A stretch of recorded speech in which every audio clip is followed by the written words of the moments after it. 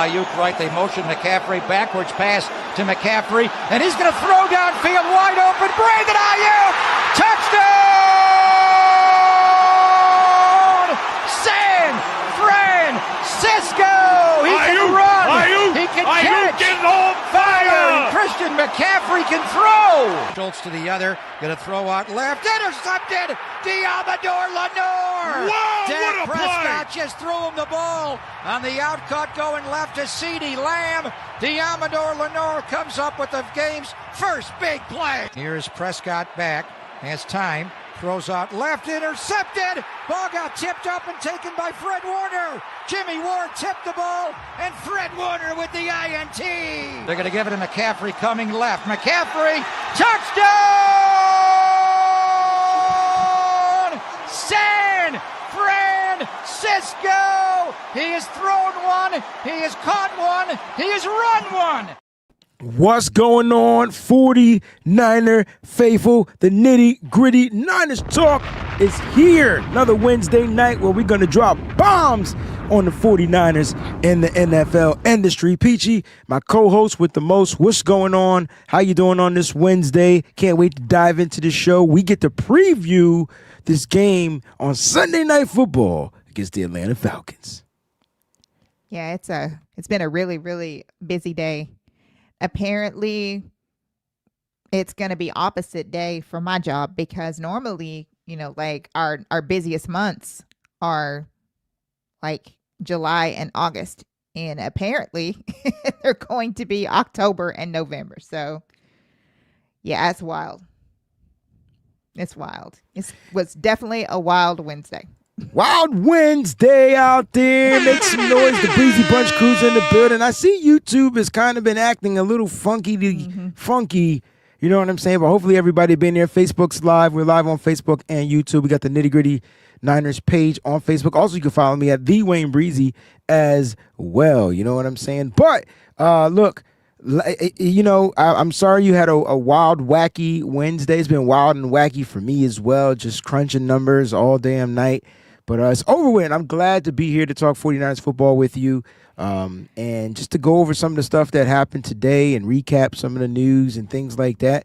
Again, shout out to the Breezy Bunch crew. Don't see too many in there right as of now, but Eddie G and the B-Dogs is definitely in the building. Let's show them some love, as well as Edward Austin in the building. You know what I'm saying? Niner faithful as well, moderator. It starts to show off with a question. How does this defense limit Bijan and London? We're going to definitely get into that as well. So hold on, hold your horses. We got some stuff to answer. Stick around. You know what I'm saying? And let's get this show poppin'. All right, let's start off with the news. We got the 49ers. Actually, before we get to the news, let's get your takeaways from week 6. We always like to go week 6 takeaways, 49ers versus the Buccaneers. What were your takeaways from that game? Anything? My takeaway was actually the 86 tackles that I guess, according to you, wasn't even close to being 86 tackles, but it looked like it was 86 missed tackles is what I mean. Missed tackles. I just felt like that on that one drive where Baker turned into Superman or whatever happened, or Slippery Man or whatever you want to call him, that we had at least 86 just on that one drive. But apparently it wasn't even like that. But the missed tackles, or we can't have those against Bijan and Drake, especially Bijan. Yeah, the missed tackles really happened on a couple of plays. There weren't a lot of missed tackles throughout the game. We just really focused our attention on that one play where they really couldn't bring down Baker Mayfield, right? And so at the line of scrimmage, he made a person miss, and then he made another person miss, and then I forgot who dove at him. They missed, and then it was just like at least 3 to 4, maybe even 5 just on that one play. So there wasn't really a lot throughout the game. It was more guys getting beat in coverage. But the missed tackles were particularly just on that one play. That one play, like, really, for me, just changed. It shifted the whole atmosphere, right? Like, 3rd and 14, 49ers got to Baker, didn't get him down. He kind of slipped through the tackles right there. There's your missed tackle. And then all of a sudden he runs for 15 yards. You mean to tell me he was able to, the coverage was that good down the field to where he couldn't throw it? Yeah. And we just allowed him to get a first down, man. I was scratching my head 1,000%. Yeah. You know Even Raheem was, felt like that literally hyped their sideline up like so much. He was so hyped when that happened, when he saw what happened, because he literally thought that Baker was going to die. He was going to die somewhere between those plays, because he was saying, that he was terrified for him, but then, he was completely elated, once he was able to get through all that. But yeah, because he really thought that it might be the end of Baker. He should have went down on that play. He only got sacked one time in that game. Michael Williams got his first career sack, so kudos to him. But he didn't contain on the edge when he needed to stop an outside zone run, and boom, explosive run. It's just crazy. It's just crazy how that how that all unfolded. Big Daddy Niners says those missed tackles were crazy. Like you can't make it up. When you think you got a quarterback in the palm of your hands for a loss, for a sack, and you can't bring them down, it's deflating. Like, I think we've seen that before. It was almost as bad as the Patriots trying to sack Eli Manning in that Super Bowl, and they thought they thought the refs were gonna blow the whistle. We didn't have him in our hands, but damn, like he just literally slipped through us. Edward Austin says pressure passing situation in week 6 was the reason I see San Francisco converted until it was needed. Yeah, I mean, look, a lot of stuff. I saw some good. I saw a lot of good. I really think, losing Fred Warner just changed everything defensively. Offensively, we just can't run the ball. And so you're asking your quarterback to drop back more, at least 9 to 10 more times than what he should, Peachy, and he's getting hit. 6 sacks. 6 sacks. The offensive line is not playing well enough. But I mean, we gripe about the O-line all the time. We gripe about needing, a better O-line or whatever. And Kyle always says the same thing. And so I just don't feel like it's going to change. I feel like that he believes in these guys that are on this O-line. Some of them, I don't know why, but apparently he does. And like you said, we're not able to run the ball. And that's a problem. That's a massive problem. Like, you have to be able to run the football. And so hopefully with, Kittle coming back, that's going to help a little bit. I mean, something has to, because, it's very apparent that there probably will be no real changes to this offensive line until next year. And I would say in the draft that there will be, some offensive line people drafted. Of course there will be. They're not going to be the ones you think we should draft, though. Every year they address the offensive line. I don't know why each year you think is going to be different. They go after playmakers and they go after those skill positions, and then they save offensive linemen for a little bit later. It's the same shit, different story. Every day, every year, it's the same thing. I don't know why we keep thinking it's going to be different. I don't even know why I go and watch offensive linemen in the trenches. Right. Who's on let me ask you this. On this team right now, because they just extended Colton McKivitz. So you tell me who they going to draft if they just extended Colton McKivitz. Which offensive lineman is on an expiring contract right now?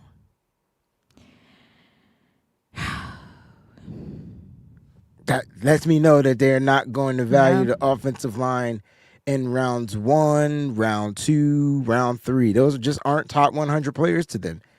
They'll find a guy. You know what I'm saying? Look, they got a top 100 guy in Dominic Pooney a couple years ago. He worked really well his rookie year. I was about to say freshman year. He worked really well his freshman year. Yeah. I don't know what he's going through this year, but he is terrible. I don't know either. It's horrible. And injury or not, he's terrible. Pooney was one of my favorite players. I don't know what's happened. I don't know what's happened to the majority of them. They seem to have been better And now it's like they're just, I don't know. They're bad right now, especially when it comes to they're just bad in run blocking. They're right. Right, the run. That's what I was gonna say, because that's why we can't run the ball, because they're not blocking. I don't understand. You know, Breezy, there was this bad picture that I saw on social media. I don't know whether you saw it, where somebody had freeze framed this play where the O-line was out there, and they were like pinpointing out each member of the O-line and what they were doing at the time. I don't know if any of you guys in the chat saw it, but it was crazy because they literally were not looking at anyone. They were talking about one of them was looking at the grass, the other one was looking at the one that was looking at the grass. They were just... Are you serious? Yes. It's this crazy picture that was on there where they were literally like freeze frame and showed, you know, like what each of them were doing, and all of them were out of position. They were just not. It was just not a good look. That's a freeze frame picture though. You can't go off of that because the game is moving, so you don't know what's happening when it happened. So to get a freeze frame picture, it doesn't really explain it. Like, I watch film. I don't see people standing around not doing anything on the film. There might be one specific player that doesn't do something on the film, but not freeze frame doesn't really solve it for me. Like, it doesn't do anything because it's just a freeze frame. You're gonna always catch a person in a moment doing something they shouldn't be doing. Like, it's just that's just kind of how it is. But the way this O-line is playing right now, especially when it comes to the run, like, I could imagine. Sure. I was just like, you could imagine it, but the offensive line is not the run game isn't predicated just off the offensive line. We need wide receivers to block, and you need your tight ends to block. And when your tight ends ain't blocking, which is your extension of the offensive line, that's a big reason why we're not getting the outside zones to work. Our offensive line isn't built to run in between the tackles. It's just not built for that. It never was. It hasn't been. That's not who we were. We are outside zone team. George Kittle has said it time after time. We need to get to the outside zone. When we don't focus on outside zone, we struggle because we're trying to run to the teeth of the defense where those big guys are. And we struggle against Vita Vea. We struggled against the week before against those big guys up front from the Rams. Like, that's just a struggle. We got to find a way to get to the outside zone. Unfortunately, the tight ends that we have, they don't help out. And then when you get to play the break outside, you know what I'm saying? You get the outside zone run to work. Then your wide receivers aren't chipping off and sealing off at the block. You don't have the Brandon Ayuk blocking 30 yards down the field. It's a bunch of pieces. Yeah, the O-line interior is terrible, but it was probably masked because it's always been terrible. It was probably just masked because we had those other pieces that helps the run game. What is Kyle Shanahan's mantra? No block, no rock, no rock, no block, or no block, no rock. Now we ain't got no choice but to throw it now. Like, these guys are just throwing the ball. It's just throw. And then all Mac Jones is doing is getting beat up because they're eliminating the run. And it's just tough because negative runs is what hinders us. I was looking at the Niners film, right? And I was like, the negative runs impact us so badly because now we're stuck on a second and long situation.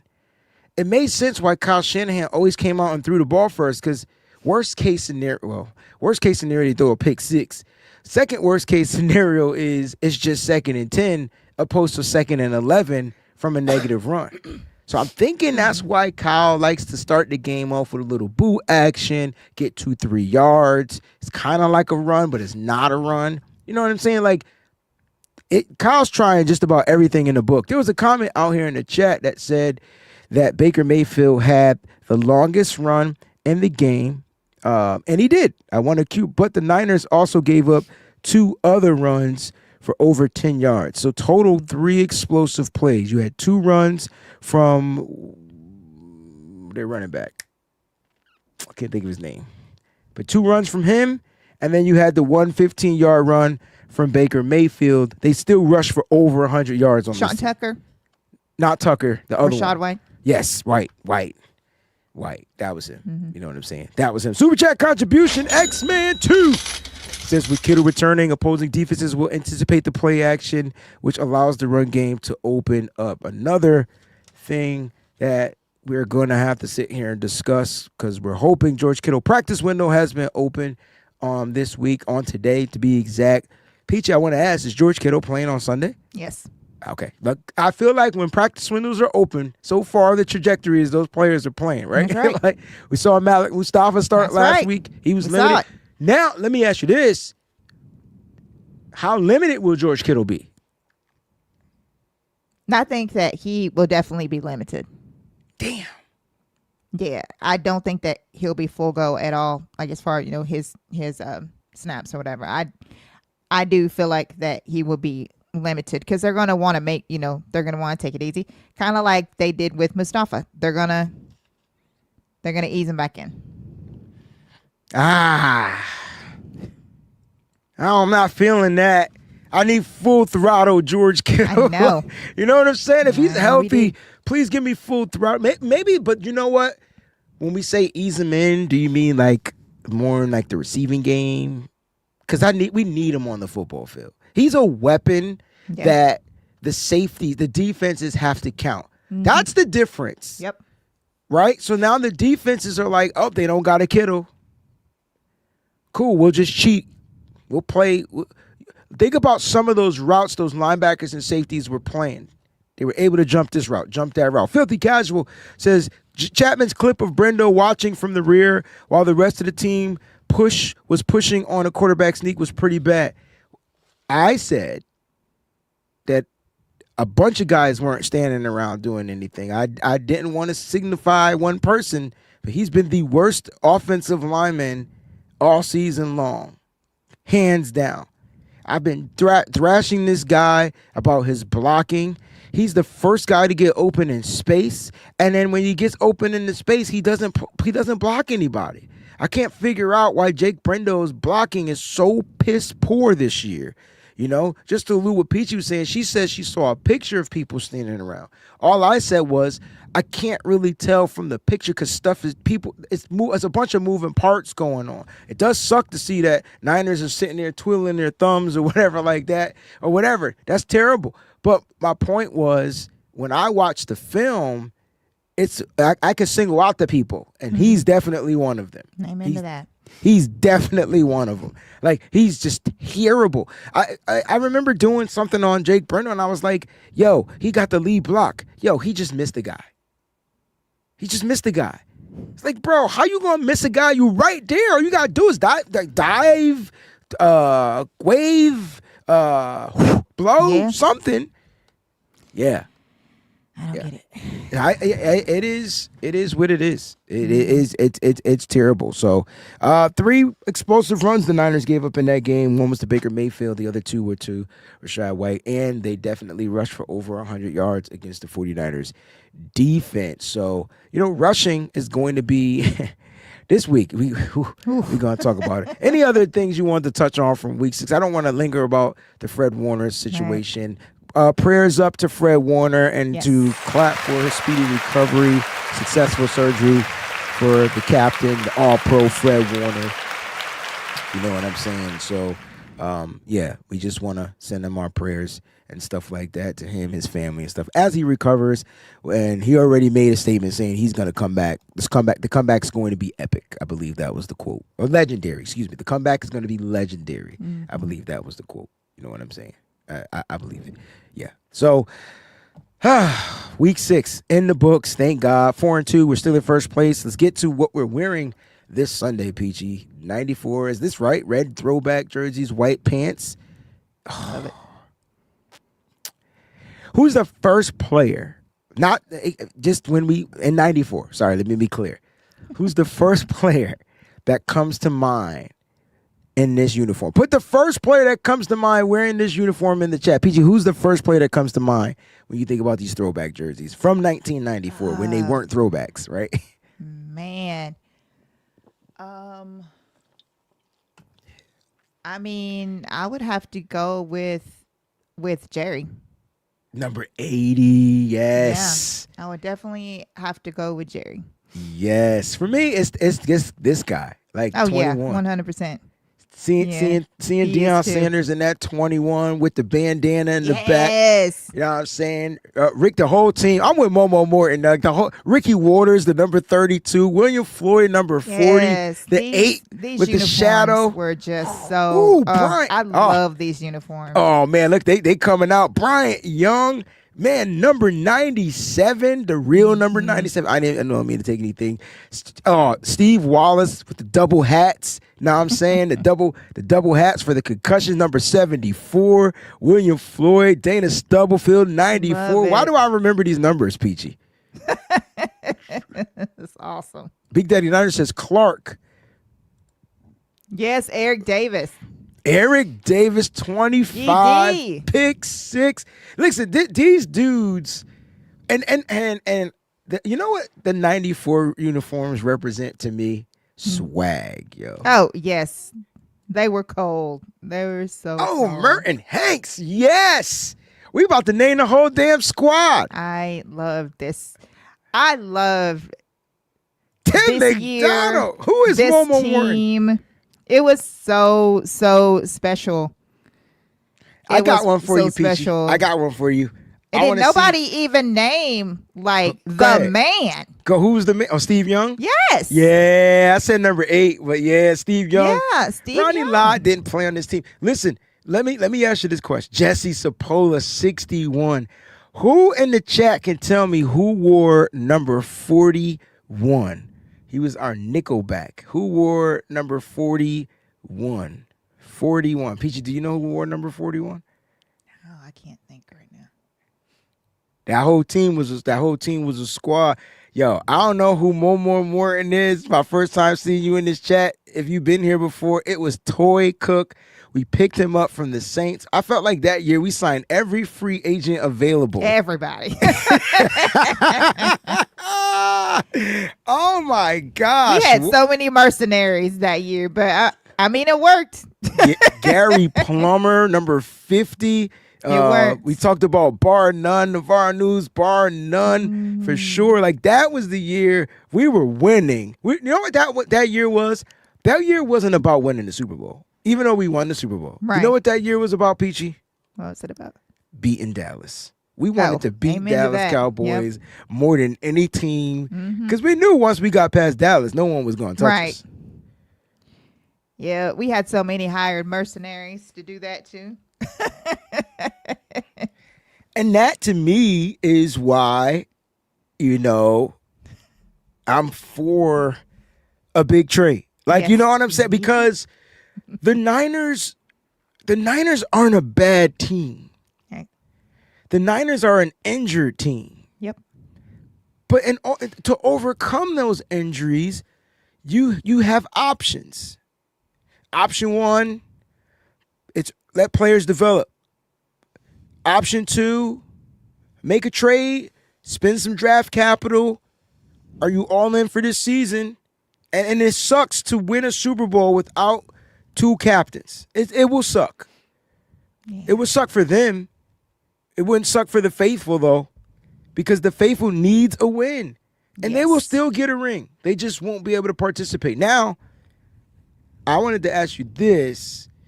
I know Kyle Shanahan kind of retracted that 3-month situation, though, but let's just say it's a 3-month recovery. Now, it's what month we in? October, November, December, January, mid-January is when the playoffs kind of kick off. That second, third weekend. Yep. Could we possibly get a Fred Warner return? Or would you want to see that? Or I think Fred thinks so. I think Fred thinks so. Okay. Hey, I think Kyle thinks so too. That's why he said 3 months. Right. I don't think he Right. was I supposed to let think- that slip out. I think that they really do think so. If we were able to go that far, I really do believe that he does believe that he can make it back. Yeah. Tanya says she was at that Super Bowl. Wow. That's when Super Bowl tickets were like $200. You know what I'm saying? I know. 1994 Super Bowl. Tanya, how much was the Super Bowl ticket, if you don't mind sharing? I'm just curious to know in 1994, 84 was Brent Jones. I'm curious to know in 94 how much that Super Bowl ticket was. She'll tell you. Because I know in 2025, the cheapest Super Bowl ticket like $9,000. It's insane. Yeah. Eddie says, "Who yells at Kyle if he let that slip?" Who gonna yell at Kyle? Right. Kyle be yelling at the players. He be yelling at the coaches. Who gonna yell at Kyle? Right. Like at the end of the day, you know what I'm saying? Who wore 81 that year? Is a question from Nigel.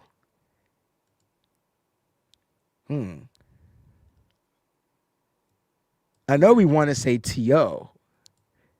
But I don't. He wasn't here. Yeah, was he here? When did T.O. get drafted by the Niners?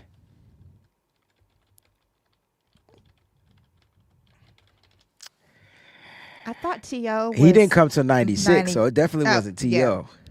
I was going to say 95. But Who yeah, was 96, 81? couldn't Damn, I'm remember. slipping. All right, Nigel, break it down. Yeah. Who is it? Because I'm drawing blank. 81. For some reason, I don't remember that number. Yeah. His son is on the team now. Ed McCaffrey. Ed McCaffrey!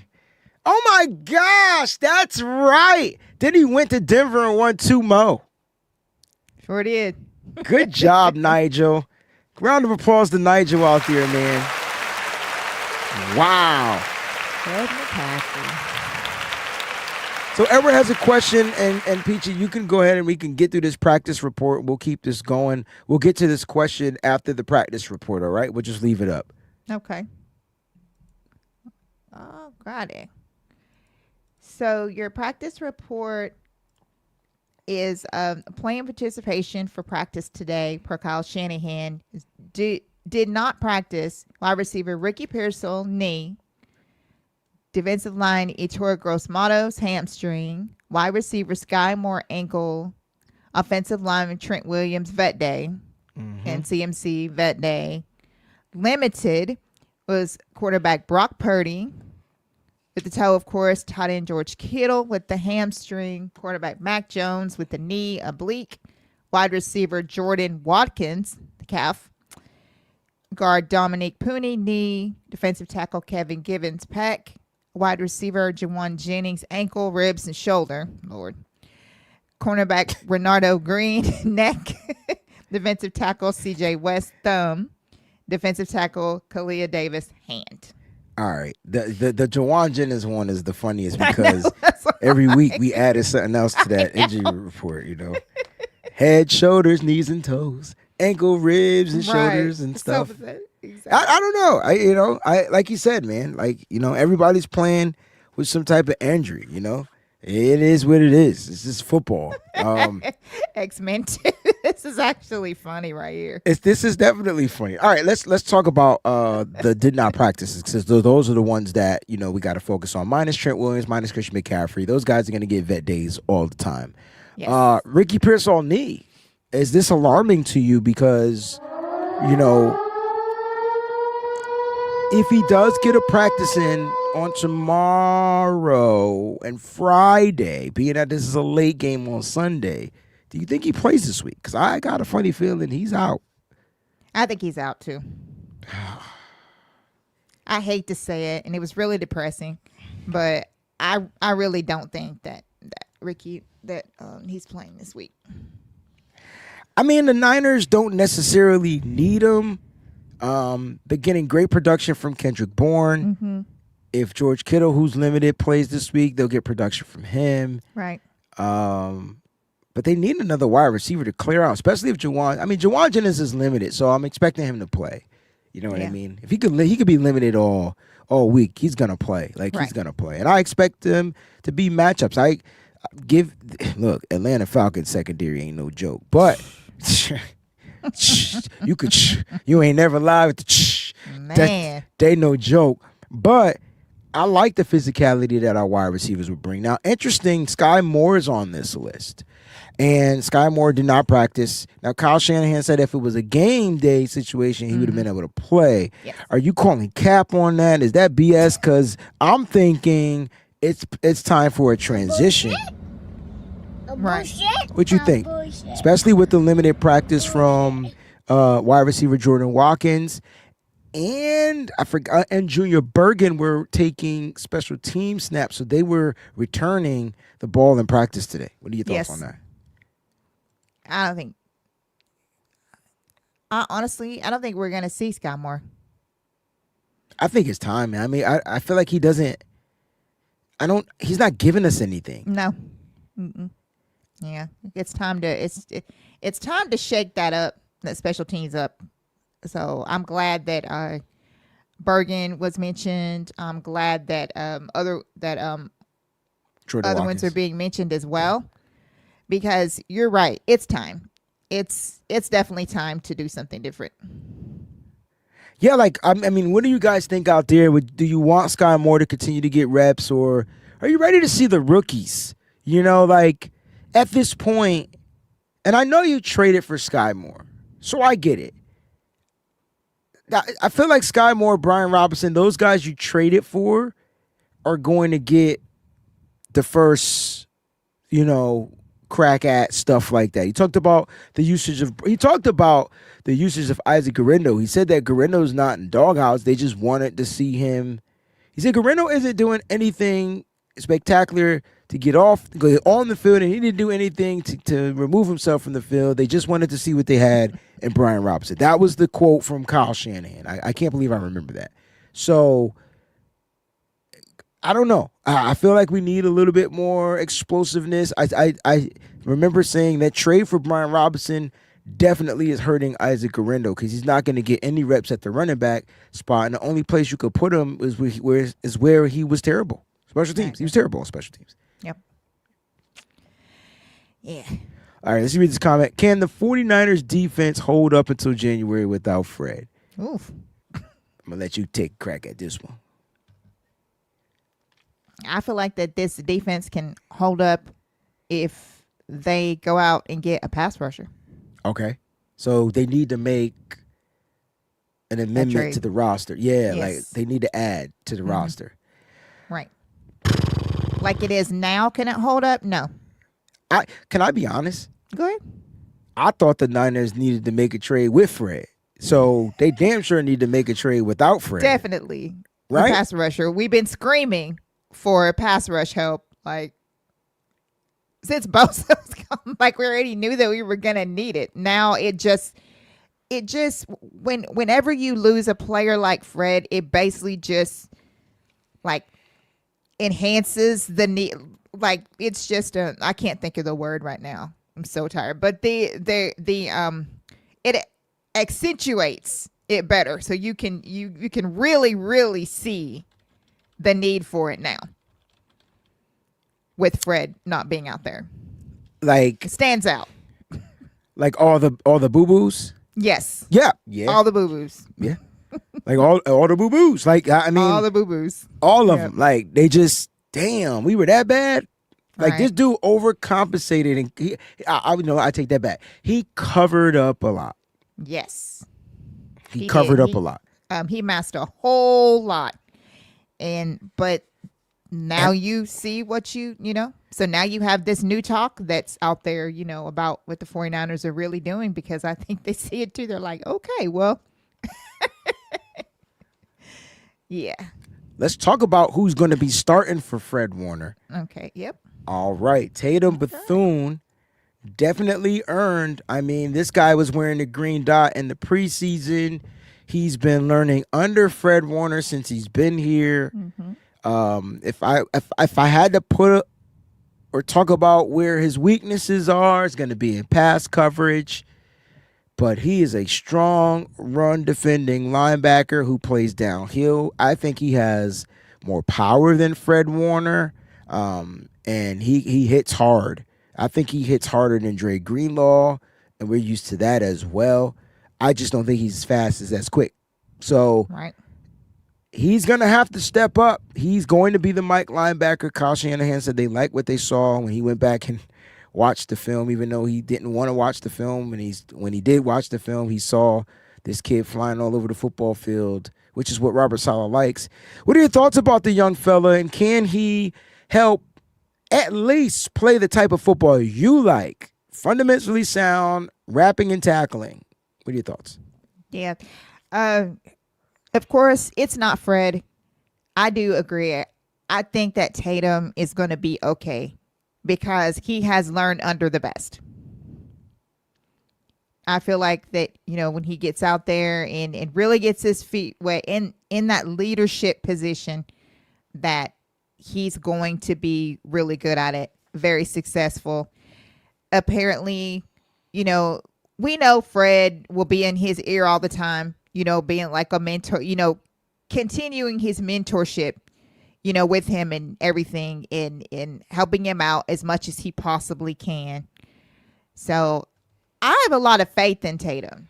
I think that is going to be really good. I'm glad that he has taken to everything that Fred was trying to teach him and everything. And Fred has a ton of confidence in him. So Fred has confidence in him. So I have confidence in him. Yeah, I mean, the confidence is definitely there. The only thing is, this is going to be the greatest test of his life this week. It is. It this dude's about to be tested like Moses crossing the water. He's about to be tested. I mean, you want to talk about faith? Man, he's about to be Job tested. That's the test he's going to go through this week. And here's the thing. I think he's up for the test, and there's going to be times where he might, get a question wrong. All right? Stopping Bijan Robinson, it's not easy, but it can be done. It can be done if they play the style of football, if they play fundamentally sound. That's number one, right? And it starts up front. Chrissy even said that in her thing. She says, plus an effective D-line will help protect the linebackers. I wanted to talk about this from Chrissy 1687, right?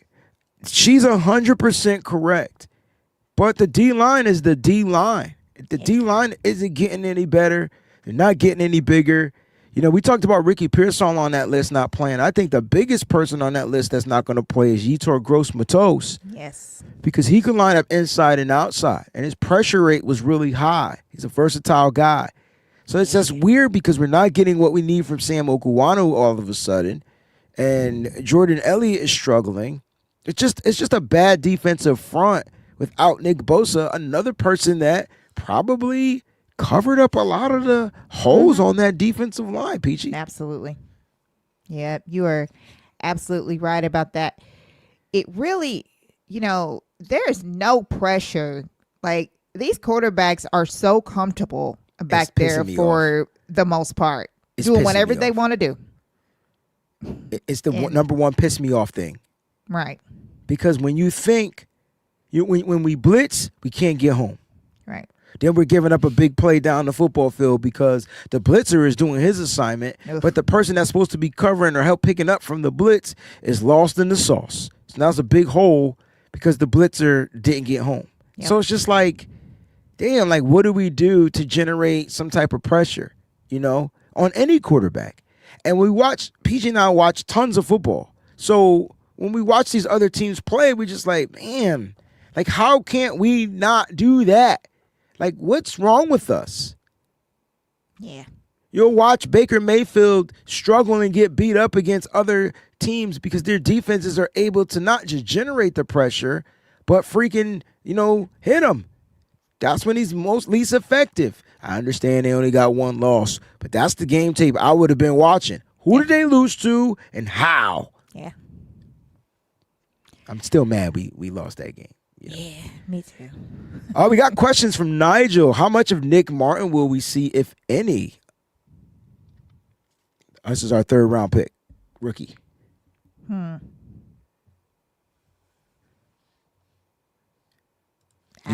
you think he'll be with Fred Warner being designated going on the IR this week? Mm-hmm. Do you think now Nick Martin will be the extra active linebacker?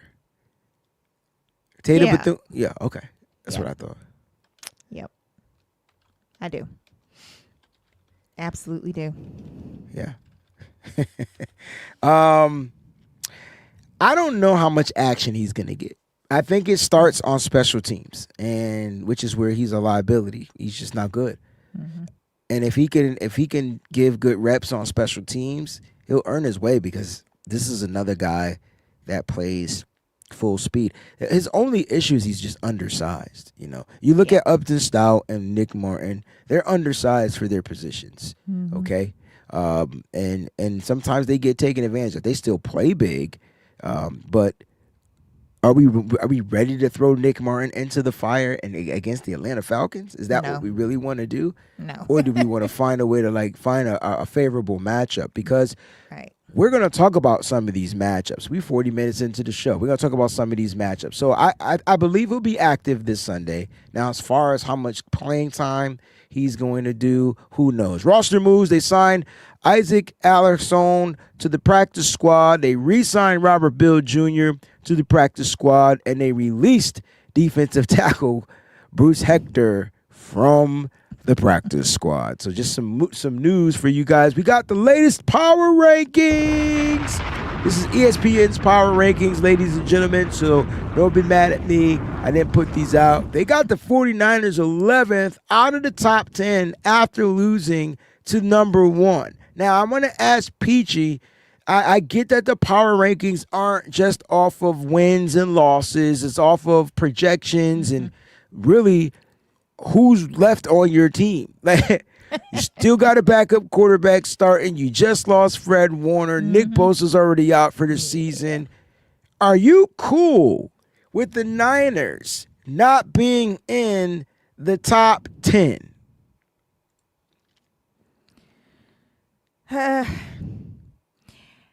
After this last loss, yes, I am. Okay, that's fair. I don't know if I'm cool with it though. I don't understand how one loss puts you from 6 to 11. So 5 spots. And I understand that other teams won. But didn't Philly lose? Yeah, I think that a lot of it has to do with losing Fred. I really believe that if we hadn't have lost Fred, that's just the way the rankings go, whether it's right or wrong. That's how they look at it. No, I get it. That's why I said it comes down to the players. Yeah. So I guess my question to you is, and I know that the rankings don't mean anything. We understand that. It's just something to look at. So if we beat the Falcons, do we move back in, especially if the Bills, who lost to the Patriots? I mean, never mind. I'm not even going to get into that. But my point is, do we get back into the top 10? Do we stay top? If we beat the Falcons, we will be in the top 10. Okay. We'll see. We'll see what happens. Goal number 1 this week is just to win. I think at this point, just to win. It's just to win the game. It's just to win the game. All right, we're going to go over some stuff. Now, this game is going to be on NBC Peacock, if I'm not mistaken. Let me change the time on this thing. It's 8:15 or 8:25 is kickoff. Where's kickoff on Sundays nights? Is it 8:25, 8:15? Can't remember. Either way. It's 8:20, I think. 8:20. All right, so 8:20 p.m. is the kickoff time.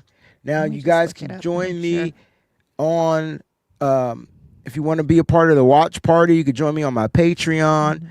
All you got to do is sign up on the Patreon. You could join me on the watch party. It's the $5 tier, so you pay $5 for the month, and you'll be able to watch the games for the month. Be in the watch party, all right, for the month. All right, so if you guys want to do that as well. Now, some history on these two teams. I mean, the 49ers, they're 48-33 with 8 ties, man.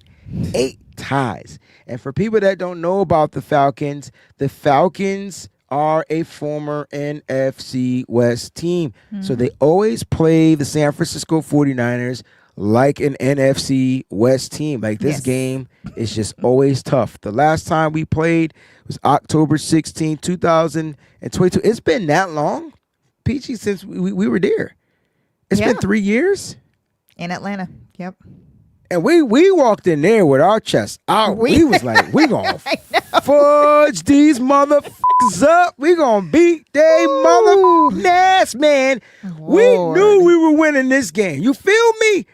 Matter of fact, I was so mad when we lost this game, right? We went back to the spot and the owner of the place was giving us the problems. I literally was about to F this owner up because it was a different manager from the morning party to the evening. And so he didn't know what was going. I was like, man, if you don't shut the, well, we already lost. I was mad, and I don't drink, so it wasn't. I was just mad. That was such a bad afternoon. It's like whatever could go wrong went wrong. Besides us lose, like it started with us losing.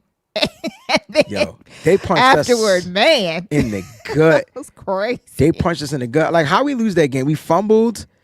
They got the ball. Yes, it was Marcus Mariota. Marcus motherfucking Mariota. Yes, it was, Eddie. Listen, let me tell you. Let me tell you how mad I was at that game because I didn't see us get punched in the gut. Now I remember fumbling early, and they got the ball. What was the running back? Jeff Wilson Jr. Didn't he fumble the ball? I might have my running backs wrong. All I know is we fumbled, and we could not stop the run, yo. Yeah, I knew it was Jeff Wilson Jr. Thank you, Eddie G. I knew. Fumble, and you know who caused that fumble? Who caused it? First name, Isaiah. I'm not going to say his last name, but the Niners signed him in free agency that following year, and he was fucking garbage, man. Oh, yeah, Oliver. Isaiah Oliver was garbage. Yeah. I mean, hot commodity trash. I remember. I was like, bro, he forced the fumble in that game. Couldn't do nothing for us. So, anyway, we play him again, and this time we're playing him at home, so that's a good thing. Mm-hmm.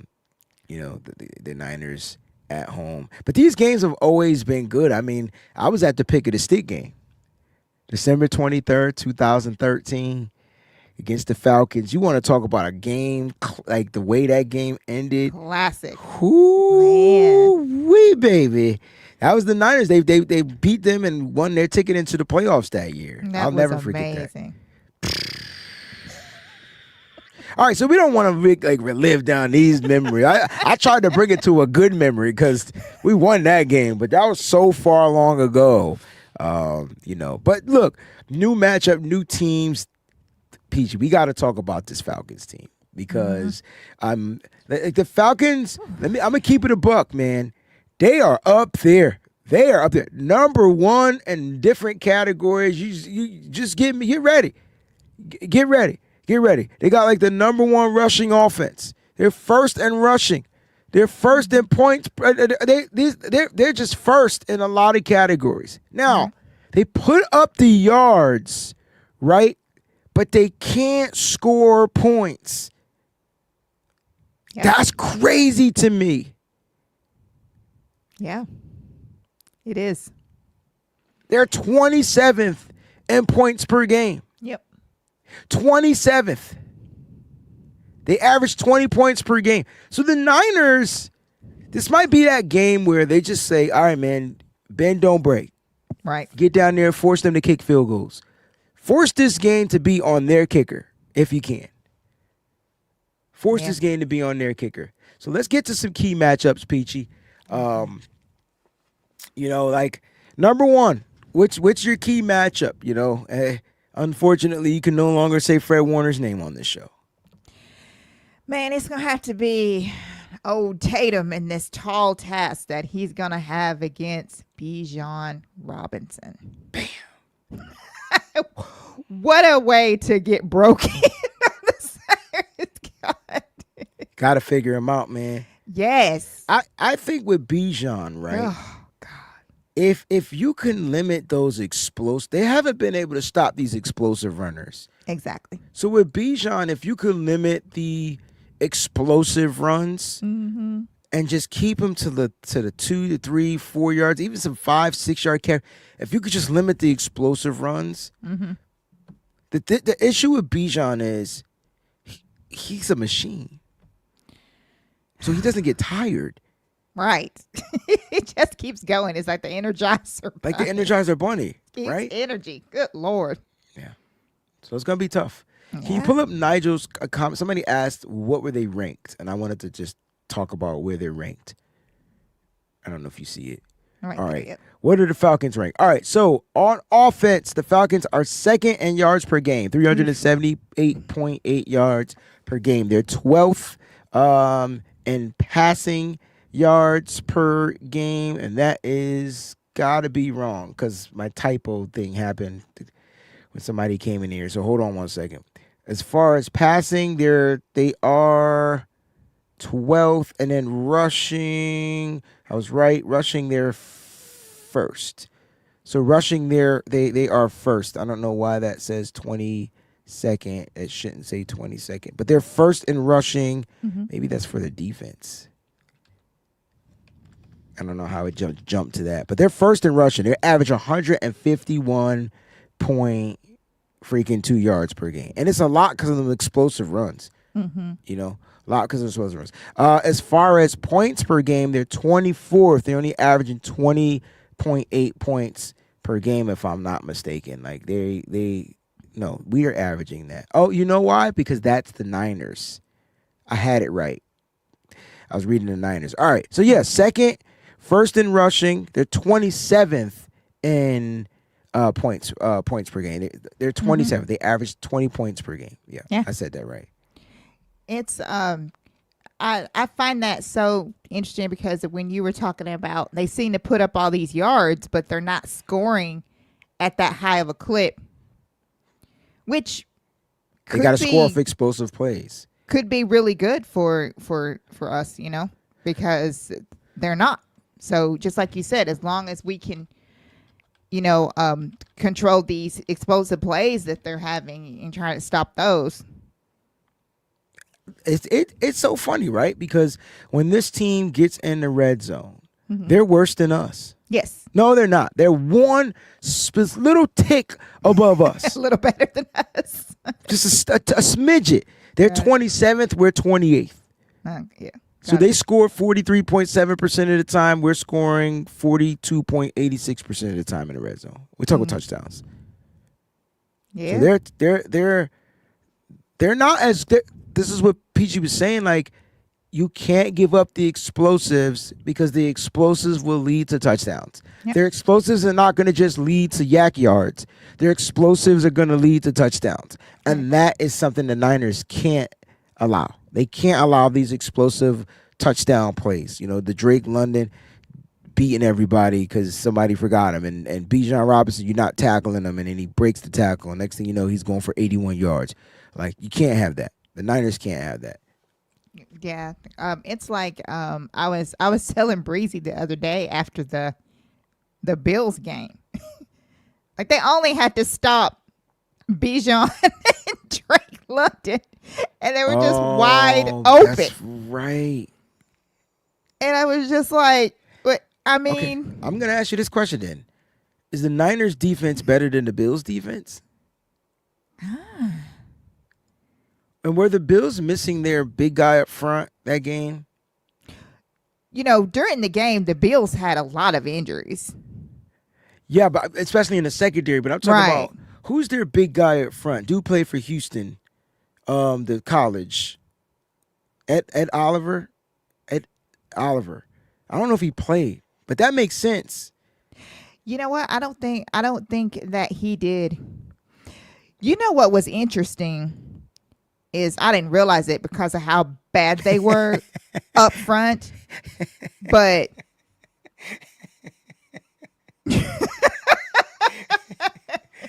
I bet you I wish we would have signed this motherfucking free agency now, bro. Like, okay, but what I was gonna say about that situation though is that they were pretty bad up front, and he played. Well, he's just saying that they have a working. That he's out there. Yeah. And so I'm just saying, I bet you we were all worried about, don't bring him in there. He's injury prone and he healthy as a mother freaking ox.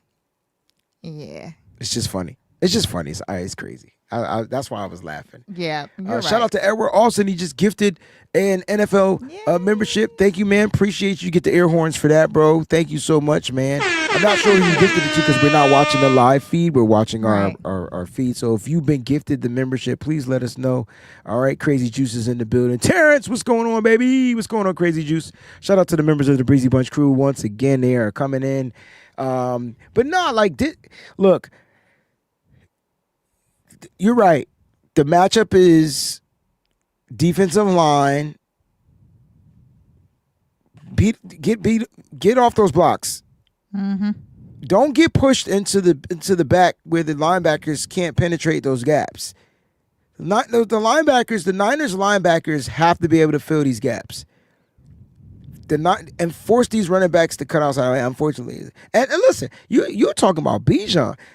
My key to victory, man. Wait till you see that. It ain't just him. Tyson Algier.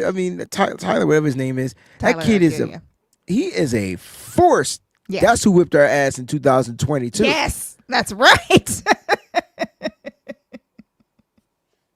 Tyler, is his name Tyler? Yeah. Yeah. He whipped our tails in 2022. We couldn't stop that bowling ball block for nothing. And I don't even remember who the other running back was at the time. But we knew him, and he's been running. I was trying to remember who was that. I forgot who their running back was out there. Yeah, bro, he ran over us, bro. Yes, and Niners just don't like physical runs. Thank you for gifting Nigel, our moderator. Thank you very much, Edward. Appreciate you. Mm-hmm. I can't remember who the other running back was. It was before Bijan, obviously. Yeah, I can't either. It was a free agent they had brought in. Why do I want to say it was? Nah, I can't think of who it was. I can't. Now, X-Men says Nick Bosa being on the sideline may give us a little juice. It may. You know, it may. You know what I'm saying? My key matchup in this game is Demo on motherfucking Drake London. I know that's a mismatch in size. But, you know, when Mose was here last week, he talked about Demo shadowing. You got to shadow this guy. Like, you got to let Demo. I can't have Ronaldo Green on Drake London getting beat on a double move. You know what I'm saying? Yeah. I just can't. I just need Demo, the last captain standing on this defense, to really just lock in and be like, that's my guy. Wherever he go, I go, my buddy. Like, that's what I need. And if Demo gets beat, he gets beat. But I don't care. Like, force Michael Penix Jr. to throw that ball perfectly in tight coverage. And I expect that. And I'm hoping Robert Saleh gets off of, you know, guys playing one side of the football field. Nah, man. Let your best guy cover their best guy at this point. It's just what needs to happen. And again, Peachy, I don't care about the size advantage. Demo plays big. So at the end of the day, he's physical. He plays big. And he can make plays on this big body wide receiver. We've seen him do it before. He's been able to handle Mike Evans. We've seen him handle big body wide receivers. And I'm not letting Drake London beat me because another guy that gets down the football field for explosive plays is him. You got two players you really got to focus on. Yes. You just said that. That's all the Bills had to do, right? That's it. I couldn't do it. Momo Morton says the Falcons' man defense is super suspect. We have advantages, but it's up to Kyle to adjust. Yeah, but you said the Falcons' man defense. They're not going to sit there and just play man defense. They're probably going to come out. We're struggling with these zone defenses and disguising in the defenses. We're struggling with the disguisings in the defenses. I think I said that right. So even if you go back and watch last week's game, they were playing zone, and it was the disguising of what Jamal Dean was going to do. And then he was just able to drop back because they just don't bite on certain key pieces. This is why having George Kittle helps so much, because you have to play straight up and honest. Right. You can't cheat on George Kittle because the ball will come out quick and go to George Kittle. But if it's Jake Tonges, if it's Luke Farrell, you know he's going to throw it to him if they're wide open. Matter of fact, on that last interception, he easily could have just got Jake Tonjes for the first down. Yeah. He was wide open. Yep, he was. So Edward has a matchup, Martin versus Robinson. So he really thinks Zach Martin. Nicholas Martin, not Zach Martin. He really thinks Nicholas Martin is going to be in this game. I love it. I'm hoping we see it. Yeah, great. I would love it. I can't believe I said Zach Martin. But Nicholas Martin. Got you. Yeah. You know what? I'm so amped to see this kid play football. I'm so amped to see him play football. Mm-hmm. And he'll get his shot 1,000%. Yeah, absolutely. Let's see. Oh, and then Momo has this comment. He's a good linebacker. He's talking about Bethune. He said, I watched him in college. He reminds me of Mike Singletary because of his height, but plays the gaps with aggression. He does play those gaps with aggression. He's definitely a downhill linebacker. Mm-hmm. Back in the day, Mike Singletary wasn't covering motherfuckers because he was knocking cats out. Right. But football has shifted, man. It's changed. They're forcing these linebackers to play coverage, and it's not just the running backs he's got to cover, man. What about Kyle Pitts? We haven't even talked about Kyle Pitts. Yep. The last time we played Kyle Pitts, he had his career game. Yes, he did. He was the other person that killed us because who was our nickel? He torched Samuel Womack. Oh, yes. And why was Sam playing the nickel?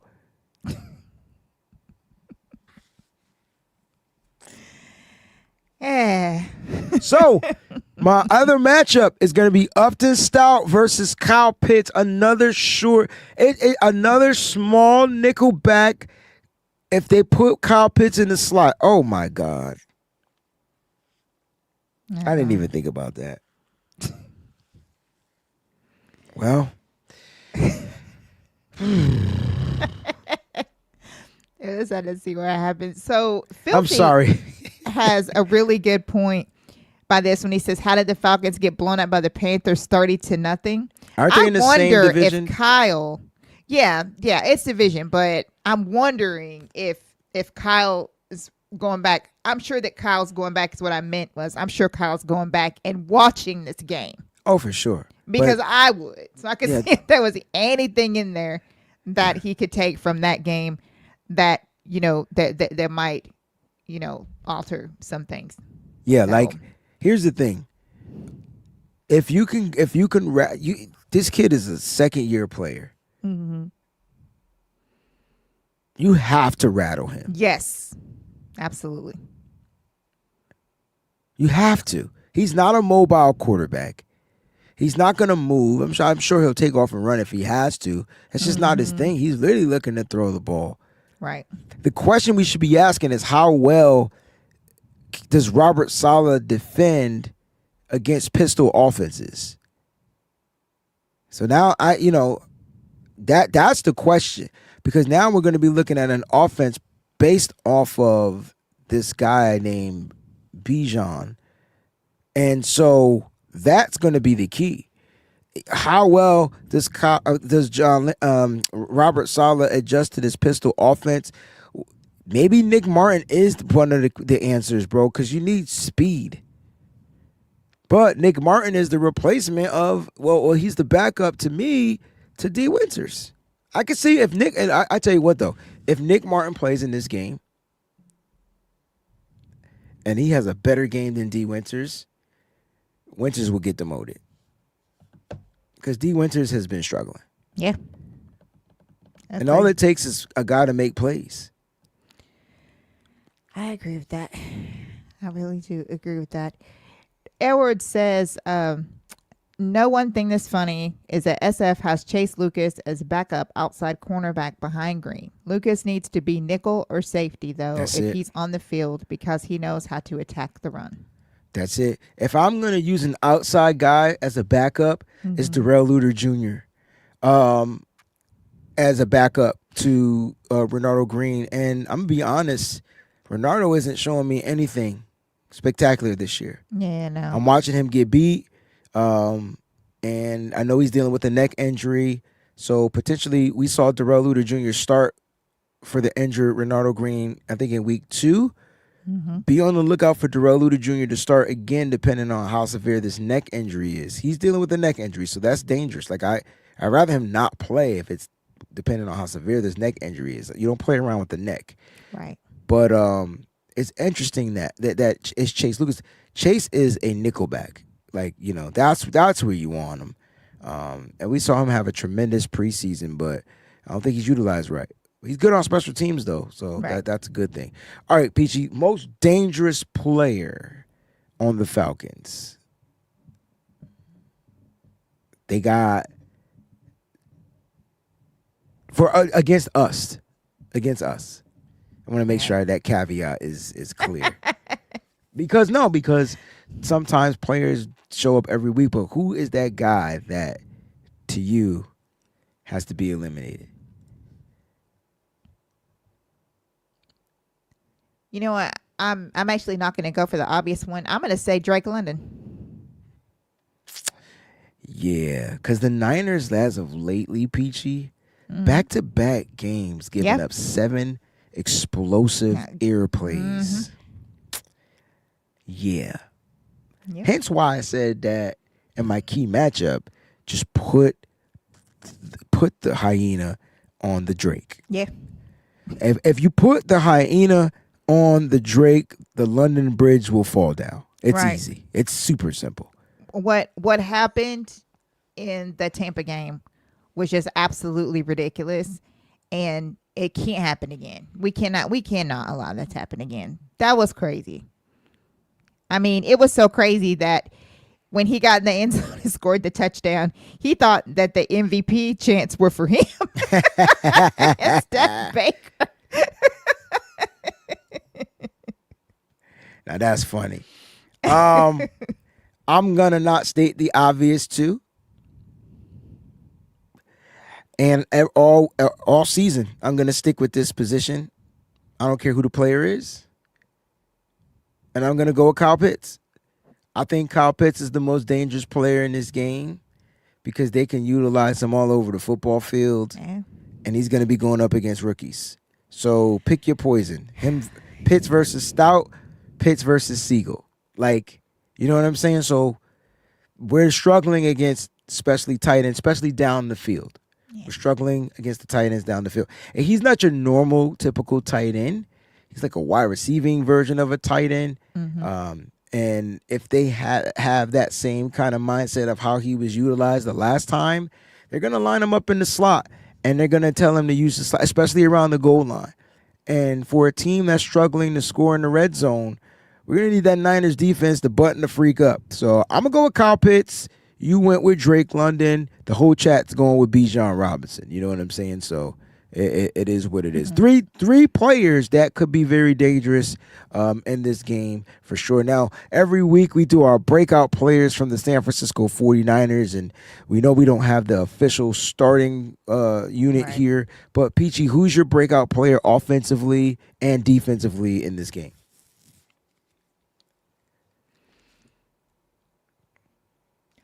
Offensively, I like Christian McCaffrey this week. Okay. And defensively? Defensively, I don't think who'd be the best. I guess I'll just, you know what? Defensively, I'm gonna go with Demo. I honestly feel like that if Demo does his job and he does it well, that it can definitely be a massive game changer in this game. All right. And I like it. I mean, you have, two great players, two captains. I'm going to go with George Kittle, another captain. I think if he plays, he performs. I already gave a bold prediction. It's out there. So go check out the George Kittle video that I did a little bit earlier today. It's out there. Yeah, I think he's going to get about 8 catches for 85 yards and a touchdown. Like that. So. Yeah, like I just really do. And then defensively, I'm gonna be a little different. I think defensively, Jair Brown's gonna have a game.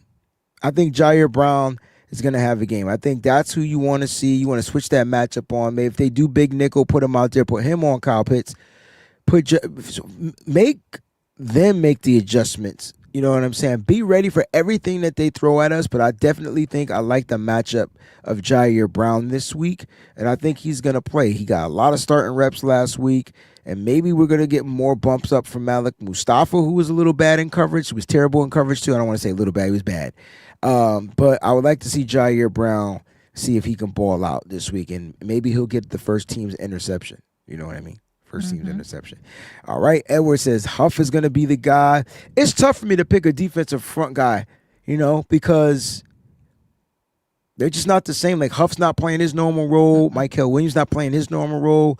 We're just hoping these guys show up and do their best in containing the edge and rushing the passer. So right. You're correct about that. Momo's got Kittle and Bethune. Kittle and Bethune. Bethune's going to lead the team in tackles. Yeah. Like that. Big Dad's got CMC and Mustafa. Do you think you get like a do you think D Winters plays better football this week before we get into our score predictions? I hope so. I really hope so because they need him. Yeah. So I hope so. Am I optimistic about it? No, because I don't know. It's just So, yep. I'm not sure if he's dealing with some type of injury or whatever, but he's definitely struggling out there, and particularly in coverage. I think the communication is off. The question is, who's going to be the communicator? Does Tatum Bethune have what it takes to communicate? Because that's the key. Yeah. All right, man, I'm wearing a green dot. Y'all motherfuckers listen to me. You line up here. You get here. Like, that is, to me, the ultimate test. Mm-hmm. It's not stopping Bijan. That's automatic part of what he's gonna have to do. The question is, can he get his players in the right spots, communicate out there as the linebacker? Because that's the one thing that Fred Warner did the best. Yes. And I'm not asking him to be Fred Warner. Right. I'm asking him, you wearing a green dot, you're gonna have to communicate. Yep. You know what I mean? You're right. It's definitely going to be important. A key, if you will. Communication. Freaking communication. Communication is key. Yeah. It's going to be a great game. Score predictions, Peachy. I know it's Wednesday. We don't know who playing. No. We do know who playing, but we don't know who playing. Right. So, what you thinking? You giving the Niners a win, or you give them a loss? Like, let's be realistic here. What's going to happen? I think the 49ers win this game. Sometimes when the Falcons mosey out west, it doesn't quite end well for them. They're also coming off of that major high by beating one of the teams that was supposed to be one of the best teams in the National Football League all season long. Still hear a lot of players talking about things or whatever. So I don't think it's going to be a high scoring game. I think it's going to be like in the 20s. I'm going to say, I'm going to go 24-21. Okay. Both teams get to 20 points. I like that. I like that. 24-21. Yeah. I'm going to go 24-20. Okay. Niners. Put those down. 24-20. Okay, got it. Yeah. 24-20 Niners. Okay. As far as how they get to these points, I mean, that's to be determined. I think the Niners, they get 3 touchdowns this week. They got tasted their first rushing touchdown last week. Shout out to Christian McCaffrey.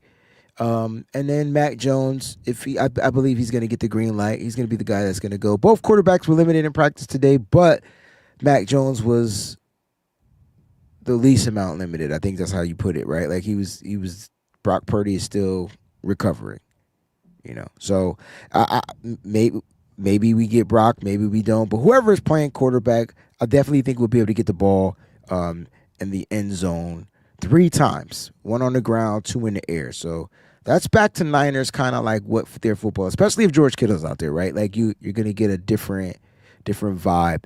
But defense, I think the defense gives up 20 points. I think that's where they're going to kind of like hang around for the remainder of the season. Mm-hmm. And, hopefully it gets better. A lot of 28s. I see Niners getting to 28 points, 19-14, 2 touchdowns with no Fred Warner defense. I love it. I love it, man. I love it. I love it a lot. So, yeah, 23-20. Ooh, game went walk-off win. Jeez, GSU for life. I ain't seen you in months. You came in here talking shit. I love it. Just completely thought he had vanished off the face of the earth. And, I didn't think he comes vanished, back in and welcome back, bro. Welcome back. Wait a minute. Tanya said it was $450. Mm-hmm. Wait a minute. You went to the Super Bowl for good seats. Oh, no. $450 $450 for the good seats. So the good seats were only $450? Man, I had to watch that shit on TV, man. If I'd have known that, if I'd have known you, I would take my money. Hey, my house and my car. I'm like, take it. I'm going to the Super Bowl, $450. She also sat on the Charger side, as a matter of fact, too. Wow, because her cousin Junior got her tickets for her. Yeah, he would have got me one too. Shoot. Exactly. You know what I'm saying? So you were sitting on the Charger side going for the Niners? I just want to know how that experience was. I need to know how that experience. It probably was great because we were busting that ass. The first play of the game. First drive. Just explosive play. That Super Bowl was amazing, man. I know what I Super Bowl miss so much. Peach, you know what I miss? What? That was some of the best play action passing I've ever seen from 1994. The play that is when play action pass was a thing. Yes. It's still a thing, but too many guys can cover now. Mm-hmm. Like everybody's a coverage guy. Like everybody's trying to be a coverage guy. Excuse me. It was awesome. Back then, linebackers were linebackers. They were trying to stop the run, and they would bite on that run so hard. And they had one of the greatest linebackers of all time. We just talked about her cousin. Yeah. Rest in heaven. You know what I'm saying? So, man, wow. Yeah. Do the Niners get a sack in this game? Oh, yes. I actually think that You the said that 49ers confidently. get more than one sack in this game. Okay. Penix can be had. That's why I was saying, I try to remember how many times Penix got sacked. I know that he played so bad that they wound up putting in Kirk Cousins. So the only thing that that was the Panthers game, right? Yes. So I feel like that, between Kyle and Saul and everybody, they're kind of watching this game. So they can kind of see like what happened in that game, where Penix's weakness, like how they can get to him. And hopefully we can put similar together enough of a pass rush to be able to get to him a couple of times. I see Penix getting sacked at least 2 times in this game. Yeah, he's been sacked 5 times all season. Yes. And so far in the month of October once. Yeah, I know. So they've been playing better. And I also can see him throw a pick in this game. Ooh. And the 49ers get their first INT, just like I had the 49ers getting their first rushing touchdown against Tampa Bay. I feel like that this might be the INT game finally. But you said might. It's either going to be it or it's not. I mean, I think it's going to be, is what I'm saying. So they're going to get an interception? Yes. Okay. I already said that Jair Brown's getting an interception. So I guarantee. Yeah. So that's where I am. So Jair Brown's getting the interception. He's going to get the team's first interception, to be clear. I want to make sure I'm clear about that. Because I think he's going to be the defensive breakout player of the game. All right. What a great show. Shout out one more time to the Breezy Bunch crew. You know who you are. You guys got that cool little badge by your name. If you don't have that cool badge by your name, man, listen, you got to click on that join button if you want to support the channel. You want to support what we do. You want to help Peachy get out the basement. Click on that join button. Because I gotta be petty when I see some of these comments in this chat. I gotta be petty. You know what I'm saying? Because he the ultimate guy. You know what I'm saying? McKivitz gives up 0 sacks. They do got a good pass rush. I'm not gonna lie. We didn't even talk about their pass rush. Their pass rush is pretty good. But they're young. Mm-hmm. You know what I mean? Can our older guys show these young guys? They're not as ferocious as that Rams line. You get what I'm saying? And we were able to deal with Jared Verse, and it was Byron Young who was the menace. But Jalen Walker and James, the other guy that they drafted from Tennessee, James, I feel like his name is James. Anyway, they got a nice outside tandem. But their secondary is their strength, man. This is a game where you might just be like, oh, we're going to figure out how to run the ball. Yes.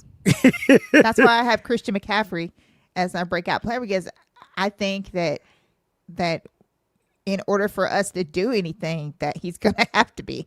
Yeah. I agree. I mean, he's been dynamic as a receiver, not taking that away from him. Right. And I'm hoping that doesn't change. I still want him to get at least 8 to 9 to 10 targets. You know, 8 minimum targets. But if you know what the issue with Christian McCaffrey is, though? It's just there's no explosive runs. Right. So when you don't have a run that goes 30 yards, 20 yards, you know, or more, it makes it a lot of the running backs that we're watching are getting chunk plays. They're not just running all game to get 150 yards. No, there's some chunks going there, some 20-yard runs, some 30. I mean, Bijan Robinson had an 81-yard run last week. Yes. Like, that's a big chunk. Like, you know what I'm saying? So you eliminate them chunks. Even when we played, who did we play? The Jags. If you took away the chunk from ATN, he doesn't look good. So the Niners are missing that, though, in their run game. You know what I mean? They're missing that in the run game. Shout out to everybody that rocked out with us this late, man. We do the show later so that we can get our West Coast brothers and sisters on, and they can watch it live. I know if you're in the East Coast, you're ready to go to bed. So am I. Appreciate you. So is PG. We've been up all day. But thanks so much for tuning in to Nitty Gritty Niners Talk. We'll be back next week for sure. All right, and we'll be breaking down the game and previewing the upcoming matchup that the 49ers have in Week 8. And they should be getting more players to return. So that's the good news, man. The bright side is the Niners should be getting healthy. The question, though, is can they get out of this game healthy? So that can they not lose another player? And we'll stand back and we'll find out. But thanks for tuning in. We love y'all. Peace out. Hey. Breezy, gritty, this that Niners Mo's nose.